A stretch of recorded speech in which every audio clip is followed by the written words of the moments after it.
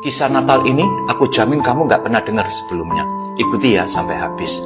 Kisah ini ditulis oleh seorang pujangga Amerika, Edwin Markham, yang hidup di tahun 1852 sampai 1940. Ia menceritakan seorang tukang sepatu yang baik hati, yang mendapatkan mimpi tentang Tuhan Yesus yang akan singgah ke rumahnya pada keesokan harinya. Mimpi itu begitu nyata sehingga pagi-pagi sekali ia sudah mencari kayu di hutan untuk menghias rumahnya. Sejak pagi ia menanti sang tamu istimewa tersebut dengan hati yang gembira. Ditunggu cukup lama, gak ada satu orang pun yang datang, kecuali seorang laki-laki tua yang bermaksud menumpang untuk mencari kehangatan. Selagi laki-laki itu duduk, tukang sepatu itu melihat sepatunya yang robek. Lalu ia beranjak mengambil sepasang sepatu baru dan diberikan kepada laki-laki tua tersebut. Kemudian laki-laki tua itu pamit pergi dengan mengenakan sepasang sepatu baru. Tukang sepatu itu masih menunggu hingga sore hari. Sang tamu istimewa belum datang juga, kecuali seorang wanita tua yang melintas dengan membawa kayu bakar yang berat. Ia mengundang wanita tua itu mampir di rumahnya untuk beristirahat. Karena 2 hari wanita itu belum makan, ia menawarkan makanan kepadanya. Malam harinya, tukang sepatu itu mendengar tangisan anak kecil di depan pintu rumahnya. Anak itu tersesat. Ia menghampiri anak itu, menyeka air matanya dan mengantarnya pulang. Ketika ia kembali ke rumahnya, ia merasa sedih sekali. Tuhan Yesus pasti datang saat ia pergi.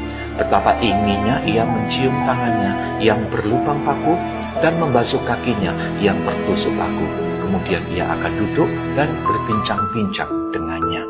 Selagi ia duduk dengan sedih, tiba-tiba terdengar suara lembut berbicara kepadanya. Angkatlah hatimu anakku, sebab aku menepati janjiku. 3 kali aku datang ke rumahmu, 3 kali bayanganku menyentuh lantaimu. Akulah manusia dengan kaki telanjang. Akulah wanita yang kau beri makanan. Akulah anak yang tersesat itu. Ini kisah yang luar biasa. Sadarlah bahwa Natal sesungguhnya bukan tentang kemewahan, bukan pula sekedar tradisi tahunan, tetapi tentang hati yang merindukan Dia, hati yang rela untuk menyambutnya, dan hati yang sama dengan hati Tuhan yang merindukan untuk mencari orang berdosa yang dipenjara, yang menderita, dan yang kehilangan pengharapan.